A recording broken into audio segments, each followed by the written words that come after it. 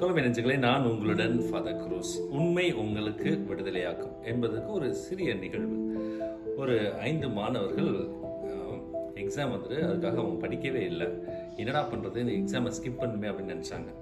உடனே ஒரு மாணவன் சொன்னான், நம்ம இப்போ போய் படித்து எழுதவும் முடியாது, படிக்காத எழுதவும் முடியாது, நம்ம எல்லாம் ஃபெயில் ஆயிடும் அப்படின்னு ஒரு யோசனை சொன்னான். என்ன பண்ணுவோம், வாங்க ஒரு சேர் இருக்குது, அந்த சேரெல்லாம் எடுத்து மேலே பூசிட்டு நம்ம பேராசிரியர்கிட்ட போய் சொல்லுவோம், இப்படி கல்யாணத்துக்கு போனோம், போகிற வழியில் வண்டி பிரேக் டவுன் ஆயிடுச்சு, எல்லாம் கீழே விழுந்து சேரும் சகதியம் ஆயிடுச்சு அப்படின்னு சொன்னால் நம்பிடுவார். நம்மளுக்கும் ஒரு 2-3 நாள் டைம் கொடுப்பாரு, அதுக்கப்புறம் படித்து எழுதிடலாம் அப்படின்னு. நல்ல யோசனையாக இருக்கே அப்படின்ட்டு போனாங்க. போனேன்னே, என்னப்பா எல்லாம் சேரும் சகதியமாக வந்திருக்கீங்க அப்படின்னு பேராசிரியர் கேட்டாங்க. மாணவர்கள் சொன்னாங்க, இப்படி ஒரு கல்யாணத்துக்கு போனோம், போகிற வழியில் வண்டி பிரேக் டவுன் ஆகி கீழே விழுந்துட்டோம், எல்லாம் ரொம்ப அடிபட்டுச்சு அப்படின்னு.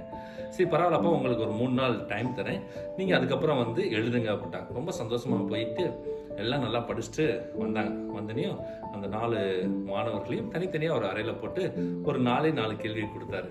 இந்த கேள்விக்கு எல்லாருமே சரியாக பதில் எழுதணும். முதல் கேள்வி கேட்டார், யாருக்கு கல்யாணம் நடந்துச்சு அப்படின்னு முதல் கேள்வி. 2வது கேள்வி, கல்யாணம் எங்கே நடந்துச்சு அப்படின்னு. 3வது கேள்வி, எந்த காரில் போனீங்க அப்படின்னு. 4வது கேள்வி, யார் காரை ஓட்டினாங்க. எல்லோரும் திருன்னு முடிச்சாங்க. ஏன்னா எல்லாரும் தனித்தனி அறையில் இருந்தாங்க. ஒவ்வொருத்தரும் ஒவ்வொரு பதிலை எழுதினார்கள். யோவான் நற்செய்தி அதிகாரம் 8 இறைவசனங்கள் 22 நம்ம வாசிக்கின்றோம், உண்மை உங்களுக்கு விடுதலை அளிக்கும் என்று. எனவே நாம் உண்மையோடு இருந்தால் கண்டிப்பாக எதிலும் வெற்றி பெறுவோம். இந்த நாள் இனிய நாளாக அமைய நல்வாழ்த்துக்கள்.